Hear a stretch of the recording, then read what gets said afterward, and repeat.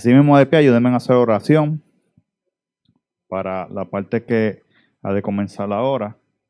Padre, vengo delante de tu presencia, mi Señor, dándote gracias, presentándome a mí, Padre, a los hermanos y líderes que van a estar exponiendo, mi Señor, parte en esta mañana, mi Señor. Te pido que nos sigas dirigiendo, sigas tú, Espíritu Santo, trayendo lo que tú quieres enseñarnos en esta mañana, mi Señor, y darnos claridad mental, mi Señor, y quita toda distracción de los aires. En el nombre del Padre, del Hijo y del Espíritu Santo. Amén, amén y amén. Se pueden sentar, aleluya. Bueno, la parte que me toca es hablar sobre las profecías en el Antiguo Testamento cumplidas por Jesús. Son un montón, voy a tratar de ir ligero. Hermanos, tenemos que entender que las escrituras fueron escritas, ¿verdad? Muchos años atrás. Tal vez mucha gente piensa que lo escribieron los hombres, lo cual es cierto, pero como dice las escrituras, fueron inspiradas por Dios, por hombres en diferentes épocas, tiempo, contexto, y súmele ahí todo lo demás, y que fueron escritos, ¿verdad? O fueron traducidos oralmente y luego fueron escritas. Eso se ha enseñado ya en esta casa. Para empezar, tenemos Génesis 3:15, donde Dios le trae palabra, y lo voy a leer porque es importante leerlo. Este es Dios y dice: y pondré hostilidad entre tú y la mujer, y entre tu descendencia y la descendencia de ella. Su descendiente te golpeará la cabeza y tú le golpearás el talón. Cuando dice su descendiente, ya está haciendo, ¿verdad?, referencia a Cristo. Esto lo estamos viendo desde Dios trayendo juicio a Adán y Eva y trayendo, ¿verdad?, ya la esperanza desde Génesis 3:15, que se entiende que fue escrito por Moisés 1400 años antes de Cristo, aproximadamente, porque no hay exactitud, pero sabemos que ocurrió mucho antes. Amén. Asimismo, en Génesis 49:10 trae referencia sobre de dónde vendría el Mesías o el ungido, y sería de la tribu de Judá. Y vamos rápidamente a Génesis 49. Si no me puede seguir, no se preocupe, vea luego en el canal y va con calma y le escribe. Dice: el cetro no se apartará de Judá, ni la vara de mando de sus descendientes, hasta que venga aquel a quien le pertenece, aquel a quien todas las naciones honrarán. Ya se está estipulando, ¿verdad?, que el ungido de Dios sería de la tribu de Judá, y se cumplió, ¿verdad?, en el Nuevo Testamento, en Lucas 3:33, con la genealogía natural. La de Mateo es la genealogía de la ley. Por eso están viendo dos, ¿verdad? Uno que es ascendente, uno que es descendente. Importante, nacimiento de una virgen. Eso está en Isaías 7:14. Y dice: muy bien, el Señor mismo les dará la señal. Miren, la virgen concebirá un niño, dará a luz un hijo y lo llamarán Emmanuel, que significa Dios con nosotros. No era que se iba a llamar literalmente Emmanuel, sino el símbolo de lo que significaba el nombre, que iba a estar dentro o entre su pueblo. Amén. Eso se cumplió en Mateo 1, 18, 23 y 22 y 23, perdonen. Recibirá el trono de David. Eso está en 2 de Samuel 7, versículos 11 y 12. Dice: cuando designé jueces para que gobernaran a mi pueblo Israel, y te daré descanso de todos tus enemigos. Además, el Señor declara que construirá una casa para ti y una dinastía de reyes. Pues cuando mueras y seas enterrado con tus antepasados, levantaré a uno de tus hijos de tu propia descendencia y fortaleceré su reino. Ahí estamos viendo, ¿verdad?, las profecías que se referían a Cristo desde el Antiguo Testamento. Y estamos viendo desde Génesis cómo ya Dios venía declarando a nuestro Redentor y a nuestro Rey de Reyes. Tenemos, ¿verdad?, que se recibiría el trono de David, que su trono sería eterno. Ese es importante. Daniel, vayamos a Daniel 2:44. Dice, durante los gobiernos de esos reyes, el Dios del cielo establecerá un reino que jamás será destruido o conquistado.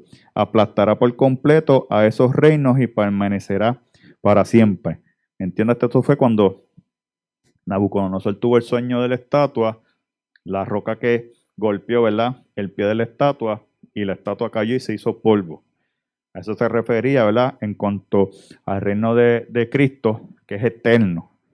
El nacimiento en Belén, eso se encuentra en Miqueas 5:2. No voy a entrar en detalle porque tengo muchas profecías que explicarles en 10 minutos y es mucho.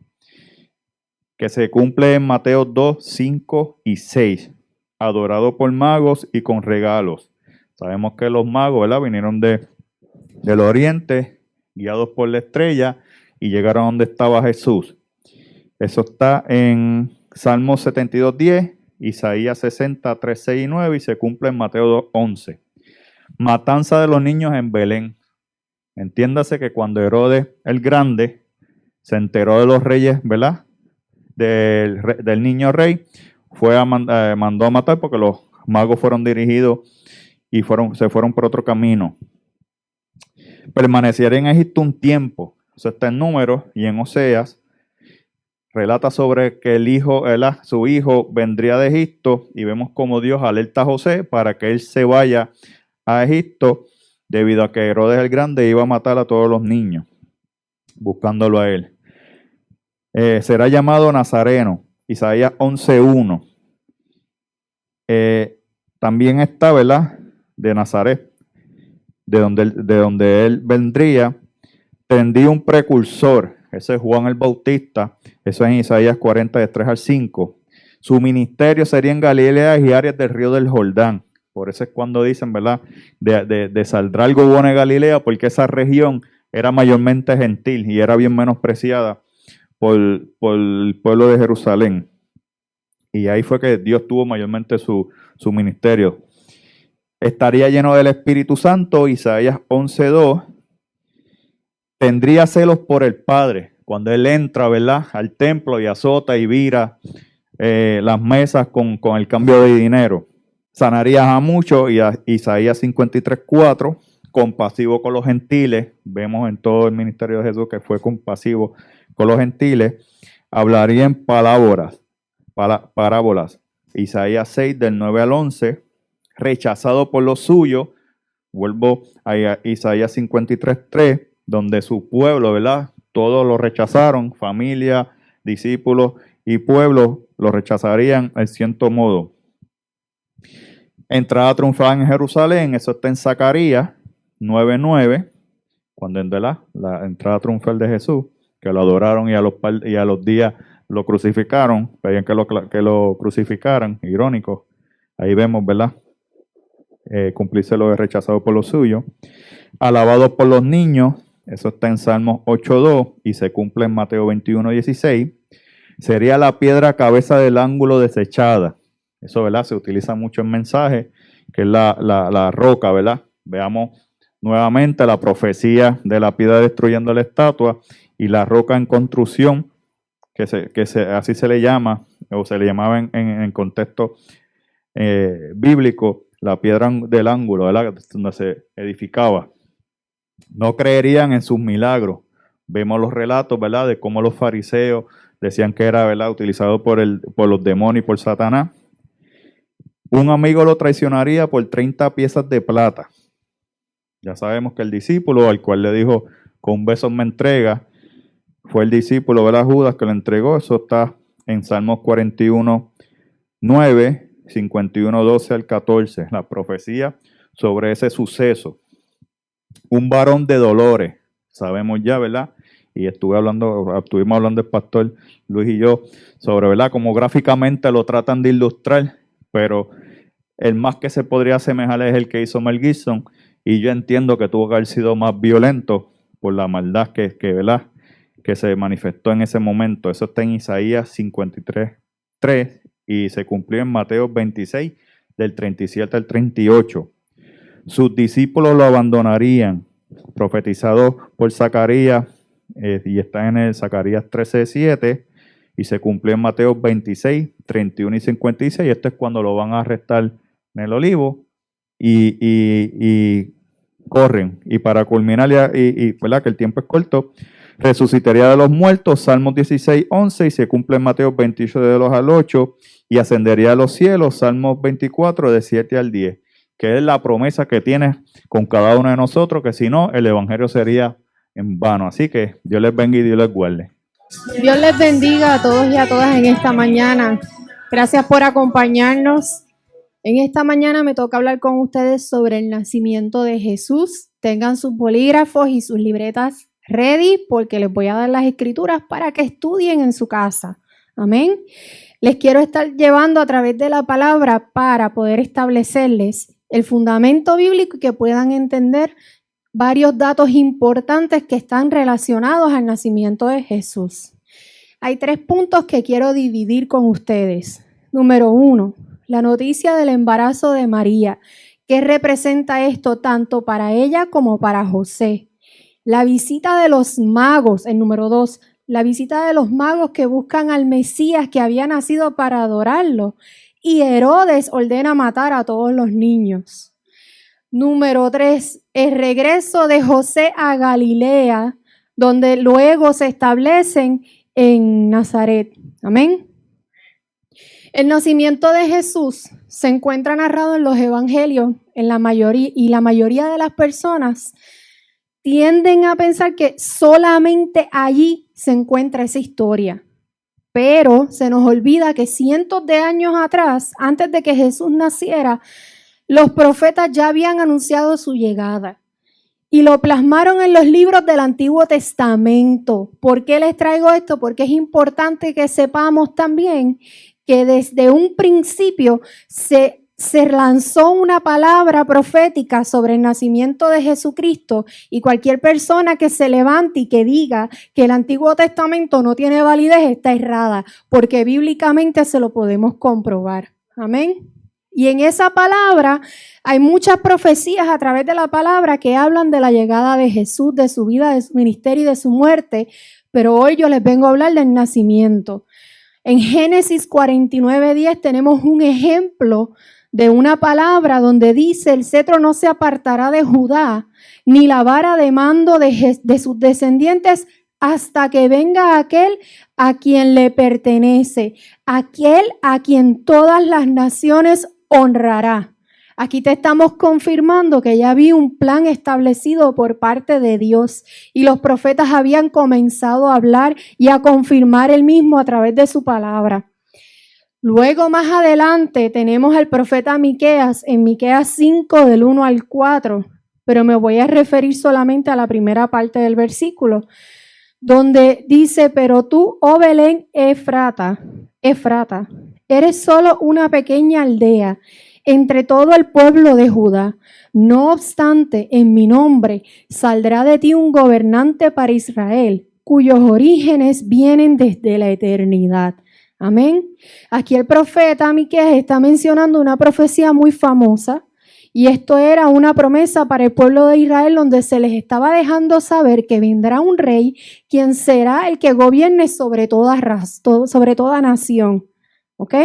Y aquí hay 2 puntos que quiero resaltar. Número 1, hay una promesa establecida, la cual se cumple en el tiempo de Dios. No cuando el hombre diga, sino cuando Dios diga. Número 2, podemos ver en este versículo que se describe a Belén como una pequeña aldea. Y muchas veces nosotros en nuestra naturaleza pasamos por alto las cosas o los detalles pequeños pensando que no tienen importancia. Pero aquí tenemos un ejemplo bíblico que de lo más pequeño Dios sacó lo más grande, que es a nuestro Señor Jesucristo. Amén. Otro versículo bíblico que también nos confirma la profecía lo vemos en Isaías 7, del 13 al 14. Y voy a resaltar el texto 14.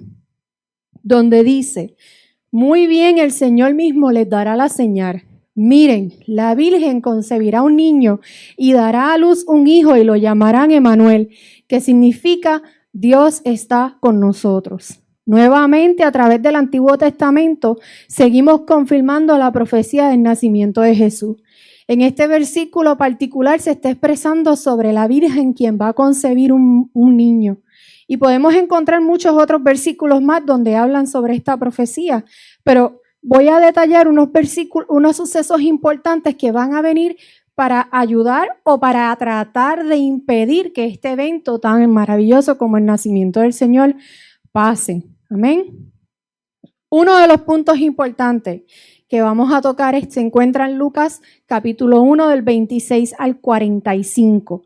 Aquí es cuando el ángel se le aparece a María y le da la noticia de que ella va a quedar encinta, ¿verdad que sí? Y voy a resaltar el versículo 38 donde dice, María respondió, yo soy la esclava del Señor y que suceda todo tal como me lo has dicho. Y el ángel se fue. Aquí estamos viendo una mujer que humildemente aceptó el llamado para su vida, la palabra que el Señor estaba declarando para su vida. Una mujer que decidió hacer el papel de madre siendo virgen para cumplir el plan y el propósito que Dios tenía, ¿verdad? Que era que Jesucristo era hijo de Dios. O sea, que necesitaba utilizar una mujer que fuera virgen sin la intervención de un hombre para que él pudiera llegar a la tierra en forma de humano. Amén. Una cosa bien importante, nosotros como ministros no idolatramos a la Virgen María. Nosotros en esta casa no la idolatramos, pero sí en esta ocasión les quiero resaltar un detalle sobre ella. Amén. Y es que en ese tiempo, en la cultura en la que ellos vivían, esta mujer se exponía a ser apedreada por quedar embarazada. Sin embargo, ella escuchó la voz del Señor. Ella se dejó llevar por el plan y el propósito. Y ella caminó en fe y cumplió, ¿verdad? Fue un objeto que permitió que el Señor la utilizara. Y no solo eso, tras que fue la madre de Jesús, se convirtió en su discípula y lo siguió y aprendió de él. Aquí, sin importar el hecho de que ella haya sido su madre, ella se convirtió en discípula de Jesucristo, lo siguió. Amén. En Mateo 1 del 18 al 25 vemos el verso donde José estaba pensando renegarle el compromiso que tenía con María en secreto, porque dentro de todo José era un hombre de buen corazón y amaba mucho a Dios, pero se le presenta un ángel y le revela los planes. Si nosotros no tenemos el corazón dispuesto y el espíritu dispuesto para escuchar la palabra de Dios, nosotros en vez de serle bendición para los planes que Dios tenga en nuestra vida o en vidas de otros, somos objeto de obstrucción para ese tipo de planes. Y tanto este hombre como esta mujer fueron fieles y recibieron la palabra y supieron caminar bajo esa palabra, bajo esa promesa. ¿Ok? Importante, porque José bien pudo haberla repudiado y María iba a ser apedreada. ¿Ok? Luego de esto vemos, voy a vuelo de pájaro, lo sé, en Mateo 2:1, un versículo donde te confirma nuevamente que Jesús nació en Belén de Judea cuando Herodes el Grande era rey de ese país. Y en esa época unos sabios de un país del oriente llegaron a Jerusalén. Les exhorto que se lean del capítulo 2, versículo 1 en adelante, porque ahí te habla de los reyes capítulo 2, versículo 1 en adelante. Ahí te habla de los reyes que fueron a buscar a Jesús para llevarle el oro, el mirra, el incienso, y al mismo tiempo Herodes se levantó y se puso nervioso y mandó a matar a todos los niños, pero el Señor se le reveló a José nuevamente a través de sueños. Inclusive a los reyes no se dejaron llevar por lo que les dijo Herodes y se fueron por otro lugar a donde tenían que ir sin tener que darle información de dónde estaba Jesús. Luego de eso vemos también cómo en la palabra, en Lucas capítulo 2, nos confirma nuevamente el nacimiento de Jesús. Pero me voy a detener solamente en el versículo 7, donde dice, su primer hijo, como no encontraron ningún cuarto donde pasar la noche, lo hospedaron en el lugar de la casa donde se cuidaban animales. Cuando el niño nació, María lo envolvió en pañales y lo acostó en un pesebre. ¿Qué es lo que estamos viendo aquí? ¿Dónde nació un rey? ¿Dónde nació nuestro Salvador? Nació en un pesebre, en un lugar donde cuidaban animales. ¿Ok? Es todavía más esto nos sirve, demuestra que nuestro Señor Jesucristo vino para servir y no para ser servido. Y vino en carácter de hombre a pasar y a vivir como hombre para que pudiéramos tener salvación por medio de él. Amén. Léanse Lucas del capítulo 22 en adelante, donde tienen a Jesús y a Simeón en el templo. Simeón, un hombre que amaba a Dios. No era profeta, pero tenía una relación con Dios y Dios ahí le muestra y él llega y él ve quién es Jesucristo. Y ahí también hay una mujer que es profeta, que es Ana, una profetisa. Y esa mujer también Dios le reveló como nota al calce para aquellas personas que, como decía el pastor, no le dan el lugar a la mujer. Desde un comienzo el Señor ha dado el lugar tanto a la mujer como al hombre. Amén. Así que hasta aquí mi parte. Dios les bendiga. Gloria a Dios. Como decía la alabanza, todo, podemos confiar en Él todo lo puede. Amén. Hermanos, no sé si se han dado cuenta, pero en este día especial que se celebra la resurrección de nuestro Señor Jesucristo, nuestro pastor nos dio la tarea al grupo de líderes a traer unas exhortaciones. Y si te fijas, vamos en una manera progresiva, así como nos ha enseñado en la clase de hermenéutica, que la Biblia es una revelación progresiva de la palabra de Dios. Y estamos progresivamente revelando a Cristo a través de la Biblia. Eso es lo que estamos haciendo en este día. Amén. Entonces, nuestros pastores, el pastor Adán comenzó con las profecías del Antiguo Testamento, cómo revelaban la venida de Cristo. Nuestra pastora Emily nos habló de su nacimiento. Cuando el Señor Jesús nace, llega a esta tierra en cuerpo humano. Entonces, me toca a mí hablar entonces de la parte divina de nuestro Señor Jesús, de su divinidad. Y quiero comenzar con explicar qué es eso de divinidad, porque es un término, cuando me dieron la tarea, lo primero que me vino a la mente fue estudiar qué es divinidad, porque yo he escuchado esa palabra muchas veces, pero no me había dado la tarea de estudiar qué significaba. Y no podía pararme aquí a hablarte de la divinidad de Jesús sin haberlo hecho anteriormente. Y en resumen, la definición de la palabra divinidad, lo que significa, si lo buscas en el diccionario de la lengua española, habla de lo que es la esencia de ser Dios. Y si buscas en otros diccionarios bíblicos, te va a decir que es la esencia y la naturaleza de Dios. Y estamos hablando de nuestro Señor Jesús y su esencia de ser Dios.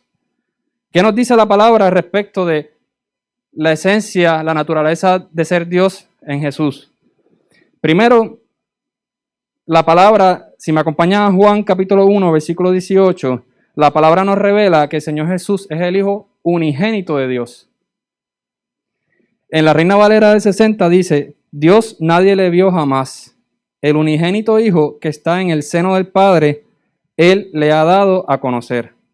Si lo leo en la Nueva Traducción Viviente, dice, nadie ha visto jamás a Dios, pero el único que es Dios está íntimamente ligado al Padre. Él nos ha revelado a Dios. Estoy comenzando con una escritura en el Evangelio de Juan que te está diciendo que Jesús es Dios.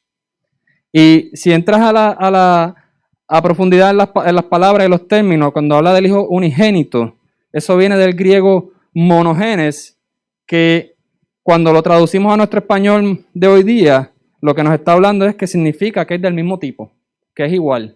Jesús es del mismo tipo de Dios. Jesús es Dios. Amén. Entonces, ¿cuál es la esencia de Dios? Si queremos ver la esencia divina de Jesús, tenemos que entender primero la esencia de Dios, la naturaleza de nuestro Dios. Y eso nos lleva a estudiar los atributos de nuestro Padre, nuestro Dios. Fíjate que antes de entrar a los atributos de Dios, en Juan 10, versículo 30, en las palabras del propio Jesús dice, el Padre y yo somos uno. Nuevamente confirmando que Jesús y Dios son uno. Entonces, si queremos comparar la esencia divina de Jesús con los atributos de nuestro Dios Padre, podemos hablar de los atributos de Dios en general, pero quiero resaltar unos en específico. En primer lugar, nosotros decimos que nuestro Dios es omnipotente. ¿Qué significa eso? Que nuestro Dios todo lo puede. Como decía la canción también, tenemos que confiar en Él porque Él todo lo puede. Entonces nuestro Señor Jesús es omnipotente también. Y te traigo unas escrituras para que las anotes y las estudies con calma. Mateo 28, 18 dice, Jesús se acercó y dijo a sus discípulos, se me ha dado toda autoridad en el cielo y en la tierra. Jesús tiene toda autoridad en el cielo y en la tierra. Jesús es omnipotente. En el Evangelio de Juan, capítulo 1, versículo 3, dice: Dios creó todas las cosas por medio de Él, y nada fue creado sin Él. Si vas a Juan 1:1, te dice que en el principio la palabra estaba con Dios y Dios es la palabra, y se está refiriendo a Jesús.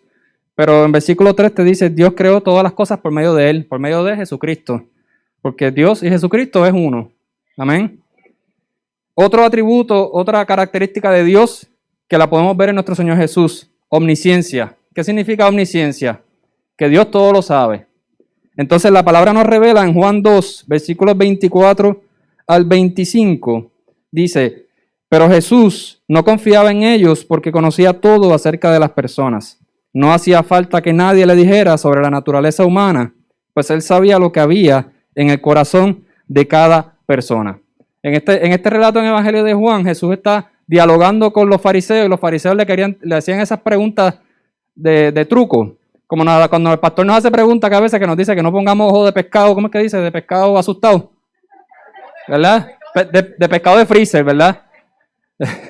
Esas son preguntas tricky, como decimos nosotros. Pero los fariseos le tiraban preguntas tricky, pero era para engañarlo, para hacerle una trampa. Y el Señor Jesús en la palabra nos está diciendo: Él conoce el corazón de las personas y Él sabía lo que había detrás de ellos. Él sabía lo que había en sus corazones. Porque nuestro Señor Jesús, en su divinidad, es omnisciente. Él sabía y sabe lo que hay en nuestros corazones. Entonces, otro atributo de Dios que podemos comparar con la divinidad de Jesús: omnipresencia. Yo no sé ustedes, hermano, pero Jesús está presente en mi vida. Amén. Entonces, omnipresencia significa que está presente en todos lados. Mateo 28, 20, ¿qué nos dice? Dice, estas son palabras del Señor Jesús a los discípulos, le dice: enseñen a los nuevos discípulos a obedecer todos los mandatos que les he dado. Y tengan por seguro esto, que estoy con ustedes siempre hasta el fin de los tiempos. Amén. El Señor está presente en nuestras vidas en todo momento, en todo lugar. Estaba presente en la vida de los discípulos, está presente en nuestras vidas. Eso me lleva también a la eternidad, porque nuestro Dios, nuestro Padre, es principio y fin y es eterno. Nuestro Señor no tiene principio ni tiene fin, es eterno. Y nuestro Señor Jesús también, en Apocalipsis 1, versículos 17 al 18, mira lo que dice la palabra. Al verlo, caí a sus pies como muerto, pero Él puso su mano derecha sobre mí y me dijo: no tengas miedo, yo soy el primero y el último, estoy vivo, estuve muerto, pero ahora vivo para siempre y tengo poder sobre la muerte. Nuestro Señor Jesús es omnisciente, omnipresente, omnipotente y es eterno. Está eternamente presente en nuestras vidas. Pero sobre todo esto quería resaltarte otro punto sobre la divinidad de Jesús que me parece muy importante que recordemos y máximo en este día hoy. Y es que la palabra nos enseña en Deuteronomio 32:39 que Dios es el que da la vida. Toda la vida sale de nuestro Dios, nuestro Padre. Deuteronomio 32:39 dice: dense cuenta ahora de que yo soy el único Dios. Solo yo sano las heridas. Solo yo doy la vida y solo yo puedo quitarla. De mí no se escapa nadie. Entonces yo te estoy hablando de la divinidad de Jesús y te estoy diciendo que toda la vida viene de Dios. Por lo tanto, ¿cómo entra Jesús y la divinidad de Jesús en esto? Precisamente en lo que estamos celebrando el día de hoy es la resurrección de nuestro Señor Jesús. ¿Qué significa eso? Que nuestro Señor Jesús nos da la vida eterna. El Padre nos da la vida. Estamos aquí presentes en este cuerpo porque el Padre nos dio la vida. Pero la vida eterna la tenemos a través de Jesús. Solamente Dios nos da vida y Jesús nos da la vida eterna. Así que esa es como la cherry, ¿cómo es que dicen? La cherry en el pie. Amén. ¿Están conmigo? Y eso lo evidenciamos en múltiples versículos en la palabra, pero te traje varios. Juan 3:16, que dice que amó tanto Dios al mundo que nos dio a su único Hijo para que todo que crea en Él no se pierda, sino que tenga vida eterna. Juan 14, versículos 6 al 7 dice: Jesús le contestó: yo soy el camino, la verdad y la vida. Nadie puede ir al Padre si no es por medio de mí. Si ustedes realmente me conocieran, también sabrían quién es mi Padre. De ahora en adelante ya lo conocen y lo han visto. Amén. Porque en resumen, lo que hemos estado hablando es que nuestro Señor Jesús es divino, nuestro Señor Jesús es Dios. Amén. Y es importante que tengamos siempre eso presente, porque cuando estudiamos la palabra y estudiamos los pasajes bíblicos acerca de nuestro Señor Jesús, es importante recordar que estamos hablando de que el Señor Jesús se encarnó en un cuerpo humano, pero también es Dios. Entonces tenemos que tomar eso en consideración cuando estudiamos la palabra. Amén. Sean todos bendecidos. Los dejo con mi esposa. Sean bendecidos, hermanos. En esta mañana yo vengo a hablarles acerca de lo sobrenatural de nuestro Señor Jesucristo. Y voy a hacer un breve resumen de algunos milagros que deben ser resaltados. Pero en la Escritura, en los 4 evangelios, Mateo, Marcos, Lucas y Juan, tenemos que nuestro Señor Jesucristo realizó curación de enfermedades terribles, reprendió demonios, resucitó muertos, protegió a sus discípulos de manera sobrenatural, alimentó a personas que lo seguían y estaban en necesidad. Pero hay ciertos milagros que en esta mañana merecen una mención especial y son los siguientes. Primer milagro que se registra en el libro de Juan es la conversión de agua en vino. Eso lo pueden ver en Juan capítulo 2. Al transformar el agua en vino, Jesús quiere significar que ahora la purificación no procede de la observancia de la ley de Moisés. ¿Por qué esto es así? Ese milagro, nuestro Señor Jesucristo lo realizó en tinajas de agua que eran utilizadas para la purificación de la ceremonial.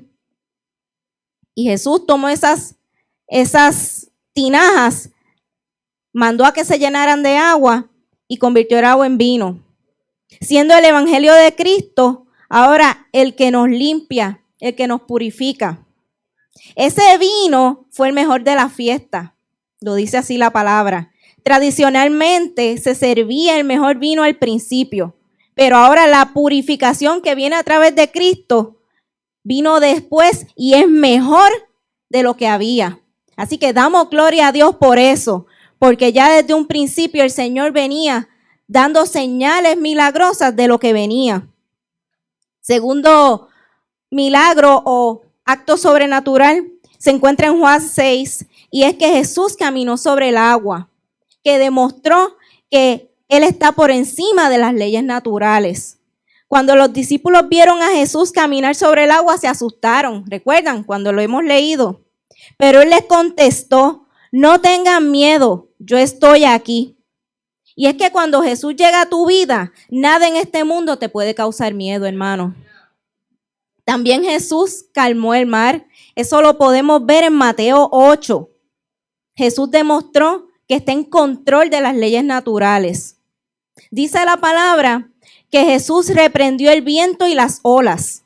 Así que nada en este mundo, por más difícil, por más catastrófico, puede resistirse a la palabra de Cristo Jesús.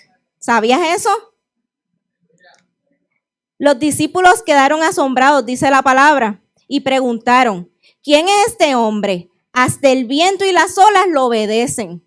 Gloria a Dios por eso. También vemos en Juan 6 que Jesús alimentó a 5,000.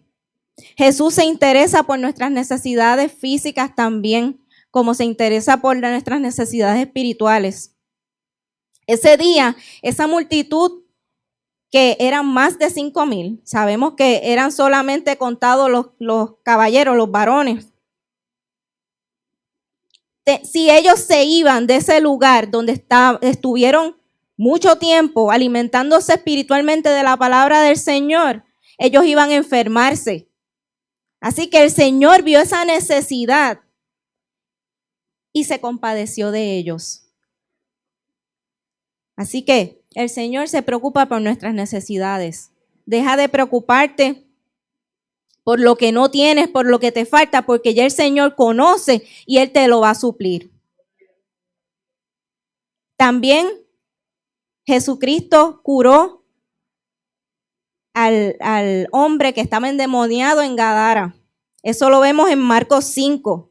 Es el caso más terrible de una posesión demoníaca registrada en la Biblia. Solamente tengo que decir sobre esto que el infierno tiene que huir ante la presencia de Dios. Bien interesante que los demonios le suplicaron a Jesús. Mira lo que dice la Escritura. Entonces los espíritus malignos le suplicaron una y otra vez que no los enviara a un lugar lejano. Por lo tanto, ellos se sometieron, pidieron permiso. ¿Qué significa? Que deja de estar teniendo miedo. Solamente invoca el nombre de Jesucristo y los demonios huyen. Así que no hay nada en este mundo que se le resista al poder de nuestro Señor Jesús. También el Señor Jesús resucitó a Lázaro. Una de las muchas resurrecciones que realizó. Sabemos que resucitó a otras personas. Sin embargo, este fue el mayor de los milagros de resurrección. ¿Por qué? ¿Verdad? Aparte del de Jesús mismo, obviamente. Pero habían pasado muchos días. Ya ese cuerpo estaba en ese sepulcro en estado de descomposición. Y mira lo que dice la Escritura. Esto lo podemos ver en Juan 11. Dice, Jesús le dijo, tu hermano resucitará. Es cierto, respondió María, resucitará cuando resuciten todos en el día final. Jesús le dijo, yo soy la resurrección y la vida. El que cree en mí vivirá aún después de haber muerto. Todo el que vive en mí y cree en mí jamás morirá. ¿Lo crees, María? ¿Lo crees, Iglesia Espada de la Victoria? Damos gloria a Dios porque seguimos y creemos en el dador de la vida.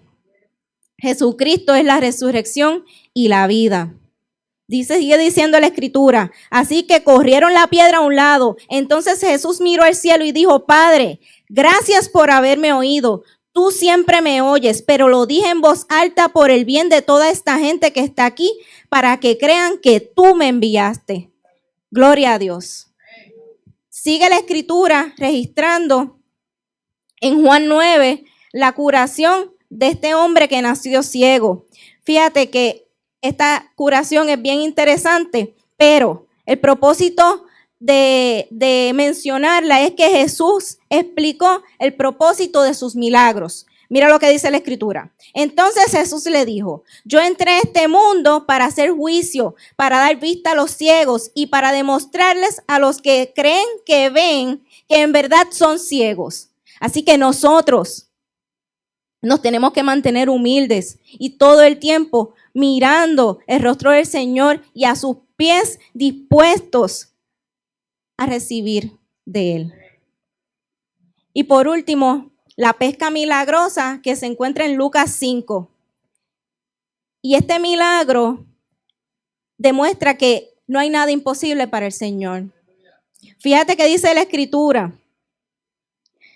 Cuando terminó de hablar, le dijo a Simón, ahora ve a las aguas más profundas y echa tus redes para pescar.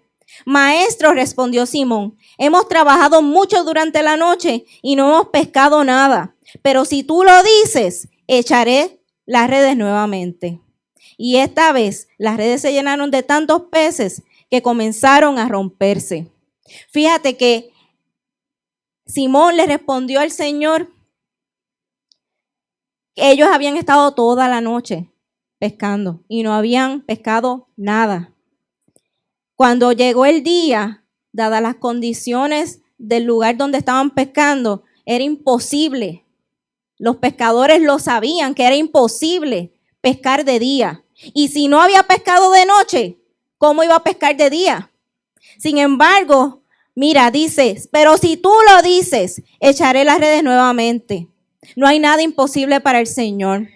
Tenemos que estar todo el tiempo pegados y con el oído presto a recibir instrucciones, porque lo que parece imposible para nosotros, para Dios no es, para Dios no lo es. Así que Dios les bendiga. Dios es bueno. Dios es más que bueno. Para mí el significado de la cruz, el sacrificio de Jesús, es lo que me hace ser. El sacrificio de Jesús Y voy a dar un poco de historia y lo sabemos. El pastor tocó algo en la clase, cada uno de los que hemos pasado por aquí, y me toca el sacrificio. Cuando hablamos de sacrificio, se hace referencia en aquel tiempo, cuando se hacían ofrendas o inmolación a la divinidad, con fines expiatorios o propiciatorios. El sacrificio de Jesús pertenece a la religión por naturaleza. Se dieron distintas clases de sacrificio, como holocaustos, expiación. Se ofrendaban sacrificio de corderos y tenían que tener unas especificaciones, ya lo hemos estudiado aquí en clase. Y se presentaban ante el altar para que el sacerdote, ¿verdad?, ellos pagaran unas deudas, hicieran ofrenda, ¿verdad?, y pagar algunas cositas por ahí. Pero cuando hablamos del sacrificio de Jesús, se trata de su entrega voluntaria. Una entrega que fue por amor. Que fue por amor. A Dios primeramente y después a la humanidad. Él es el Cordero de Dios que quita el pecado del mundo. Él se entregó en sacrificio vivo por usted y por mí.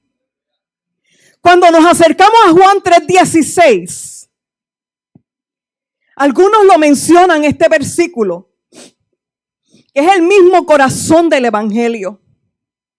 Cuando dice, porque de tal manera amó Dios al mundo que dio a su Hijo unigénito, para que todo aquel en el que él cree no se pierda, mas tenga vida eterna. Observamos que al mirar o pensar en el sacrificio que Jesús hizo por la humanidad, vemos lo siguiente. Y vaya notando que el amor de Dios es profundo. Filipenses 2:8. Ese amor es incomparable. Y hallándose en la condición de hombre, se humilló a sí mismo y se hizo obediente hasta la muerte de cruz. Su amor es profundo. El amor y ese sacrificio de Jesús es alto. Primera de Juan 3, del 1 al 2. Mirad cuán amor nos ha dado el Padre para que seamos llamados hijos de Dios. Por esto el mundo no nos conoce, porque no le conoció a Él. El sacrificio de Jesús tiene longitud. Primera de Corintios 13:8. El amor nunca deja de ser, pero las profecías se acabarán y cesarán, las lenguas y la ciencia acabará. El amor de Dios nunca deja de ser. El sacrificio de Jesús es ancho. Lo acabamos de leer en Juan 3:16. Por su inmenso y profundo amor. Este sacrificio de Jesús fue una donación donde anticipó y proveyó del amor eterno para que usted y yo tengamos vida eterna hoy. El sacrificio de Jesús, grábeselo, anticipó, proveyó, y por su sangre y por su entrega, nos reconcilia con el Padre. Cuando dice quitó el pecado, es porque nos perdonó antes de que nosotros pidiéramos perdón. El sacrificio de Jesús nos da un acceso directo. Representa el que por medio de este sacrificio pertenecemos a la familia de nuestro amado Señor Jesucristo. Nos hemos convertido en hijos para dar frutos, para llevar el evangelio. Nosotros somos los que producimos por medio de ese sacrificio. Él nos proveyó. Él nos da esa esperanza ese sacrificio en la cruz no podemos pasarlo por alto, ni un instante de nuestra vida, porque ese sacrificio de Jesús es el que nos da la identidad en Él. Ese sacrificio en Jesús, ese sacrificio en Jesús es el que, en definitiva, no se trata de nosotros, sino de lo que Él hace en nosotros. Porque Él vive y reina con nosotros por los siglos de los siglos. Y yo finalizo diciendo, si olvidamos el gran sacrificio de la cruz, de Jesús en la cruz, entonces nuestra vida no tiene sentido. No tiene sentido. El sacrificio de Jesús tiene que estar vigente día a día. Y perdone porque yo se lo diga. Pero cuando el sacrificio de Jesús se hace real en tu vida, ya tú no puedes ser el mismo. Cuando tú tienes un encuentro y una relación hermosa con Dios, con Jesús, ese sacrificio da un sentido a tu vida. Y ya no eres lo que te llamaban, sino lo que Dios dice que tú eres. Dios les continúe bendiciendo. Bendiciones. A mí me tocó la muerte y la resurrección del Señor Jesús, pero como el viernes estuvimos hablando sobre su muerte, hoy solamente quiero hablarles sobre la resurrección. Y lo que quiero hablarles está en Mateo capítulo 27, capítulo 28. Simplemente voy a tocar varios versículos, porque hoy es el día grande que el mundo celebra cuando nosotros lo celebramos todos los días. Y yo le quiero decir que mi Cristo murió y resucitó para que nosotros tuviéramos vida eterna, no para tener casas, carros, no para tener dinerito, simplemente porque verdaderamente si Jesús hubiese muerto por eso, hubiese sido algo completamente pequeñito. Porque cuando Jesús murió y estaba en la cruz, estaba pensando en nosotros y en los que venían. Amén. Y la escritura me dice en capítulo 27 de Mateo que, versículo 57, ya Jesús había muerto. Y a mí me gusta buscar un poquito de historia. Y lo que encontré fue, según la ley judía, fíjese, ni siquiera el cuerpo de un criminal debía dejarse expuesto toda la noche. Y según la ley romana, los parientes podían solicitar el cuerpo para enterrarlo. Y si nadie lo reclamaba, lo dejaban a merced de los perros o de los animales para que se lo comiera. ¡Qué terrible! Pero Dios siempre suple, aún en medio de la necesidad. Aquí apareció José de Arimatea. Y José de Arimatea era un hombre rico, miembro del Sanedrín, que se convirtió en un seguidor de Jesús y fue a pedir a Pilato el cuerpo de Jesús. Y Pilato emitió la orden para que lo entregaran. José de Arimatea será recordado como el hombre que le dio la tumba a Jesús, miembro de un Sanedrín. Imagínense, miembro de un Sanedrín, cuando se enteraran sus compañeros religiosos, que éste le entregó una tumba completamente nueva que le pertenecía a él, que era para él, y la cedió para el Señor de señores, que solamente lo iba a usar por 3 días nada más. Pero eso no lo sabía, porque aún sus discípulos, él hablando, diciendo, no le creían.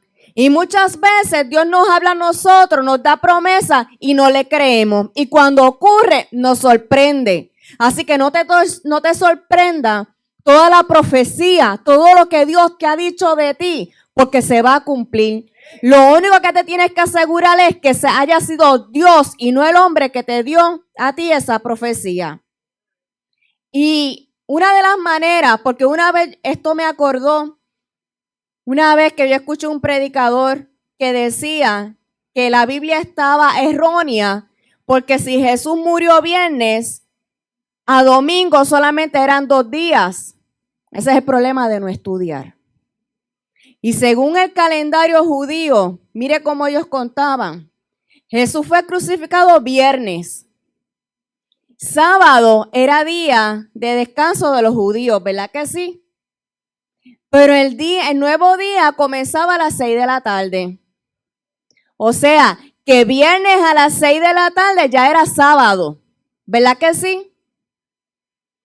Por lo tanto, el sábado comenzó a las 6 de la tarde del viernes. ¿Están conmigo? Si esto es así, de exacto, los principales sacerdotes y los fariseos fueron donde Pilato el sábado, quebrantando la ley del sábado. Porque fíjese, en el versículo 2 del capítulo 28 de Mateo, cuando Jesús resucitó, hubo de repente un terremoto. Eso de repente del Señor que cambia todo, verdaderamente que hasta nosotros nos sacude. Pues un ángel del Señor descendió del cielo, corrió la piedra a un lado y se sentó sobre ella. Versículo 5. Entonces el ángel les habló ¿a quién? ¿A quién? A las mujeres. Mujeres que iban allí a ungirlo. No me voy a meter en lo de la clase, pero le voy a meter ahorita un poco de candelita. Entonces el ángel le habló a las mujeres, no teman, dijo, sé que buscan a Jesús, el que fue crucificado, no está aquí, ha resucitado tal como sucedería. Vengan, vean el lugar donde estaba su cuerpo y ahora vayan rápido y cuéntenles a sus discípulos que ha resucitado y que va delante de ustedes a Galilea. Allí lo verán. Recuerden lo que les he dicho. Las mujeres se fueron a toda prisa, estaban asustadas, pero a su vez llenas de gran alegría, se apresuraron para dar el mensaje del ángel a los discípulos. Mientras iban, Jesús les salió al encuentro y las saludó, y ellas corrieron hacia él, abrazaron sus pies y lo adoraron. Entonces Jesús les dijo, no teman, digan a mis hermanos que vayan a Galilea y allí me verán. Más abajo en el versículo 12 dice, se convocó a una reunión con los ancianos y decidieron dar a los soldados un gran soborno. Le dijeron, ustedes deben decir, los discípulos de Jesús vinieron durante la noche mientras dormíamos y robaron el cuerpo. Si llega a oídos del gobernador, nosotros los respaldaremos. Así que no se meterán en problemas. Entonces los guardias aceptaron el soborno y le dijeron a los que le habían ordenado. Su historia corrió por todas partes entre los judíos y la siguen contando hasta hoy. Fíjese que estos principales sacerdotes, tanto que fastidiaron a Jesús con no hacer nada sábado, los religiosos fueron a decirle a Pilato, busca a alguien porque el mentiroso dice, así fue que decían de mi Jesús, que él iba a resucitar, así que vamos a ponerle guardia. Pelearon para que Jesús no sanara a alguien el sábado, pero con tal de eliminar a Jesús por completo, aún su recuerdo, rompieron el sábado para que simplemente no vieran. Fíjate, hubiese sido interesante que ellos vieran, pero siempre hubo testigo. Hubo siempre testigo. Ellos lo que querían era desaparecer por completo y borrar a Jesús del mapa. Y las primeras que experimentaron el gozo de la resurrección fueron las mujeres. Su tarea era proclamar y compartir que Jesús había vencido a la muerte. Por eso es que yo seguiré defendiendo a la mujer, porque Jesús se presentó ante ellas y a la samaritana le dijo, yo soy el que soy. Las primeras que vieron a Jesús resucitar fueron las mujeres. Mujeres compasivas, mujeres que la siguieron. Y si Jesús creía en ella, ¿por qué hay tanto fariseo de hoy en día, rajatabla, matando a la mujer hoy en día por su Facebook, por lo que están hablando? Yo diría que es que no quieren que vean a Jesús en ella porque los van a opacar. Esa es mi opinión. Porque Jesús da dones a quien Él le da. El Espíritu Santo da dones a quien Él le da la gana. Amén. Y por último, voy a hacer un resumen. En esta mañana, el grupo de líderes quisimos resaltar la figura de Jesucristo, a nuestro Señor y a nuestro Salvador. Fíjese que Adán habló de Jesús en el Antiguo Testamento. Hay gente que no cree en el Antiguo Testamento. En el Antiguo Testamento, desde el día número 1, Jesús estaba ahí. Se habló de Él, se habló de su muerte, se habló de su nacimiento. Emily habló del nacimiento de Jesús. Jesús, Dios se hizo hombre para morir por nosotros. Javier habló de la divinidad de Jesús, lo divino, que es un hombre. Vino hecho hombre, pero era Dios, 100% Dios. Laura habló de lo sobrenatural, los milagros maravillosos que Jesús hizo en su tiempo y que aún sigue haciendo, porque Él sigue haciendo los milagros. Lourdes habló del sacrificio de Jesús, se dio por cada uno de nosotros. Mire, qué mejor regalo que este. Y por último, hablé de la muerte y de la resurrección del Cristo Jesús más maravilloso, el Dios que nosotros le servimos. Aquel hombre que una vez se negó a sí mismo para darnos a nosotros lo mejor. Nos dio a nosotros la libertad de poder hablar directamente con el Padre y venir. Y nos dio la promesa de que estaría con nosotros el Espíritu Santo. Así que usted no está solo. Dios no lo dejó huérfano. Tenemos el Espíritu Santo que nos guía. Tenemos el Espíritu Santo que nos redarguye. Tenemos el Espíritu Santo que podemos clamar y levantar y decirle, Abba Padre, porque tú estás siempre con nosotros. Amén. Amén.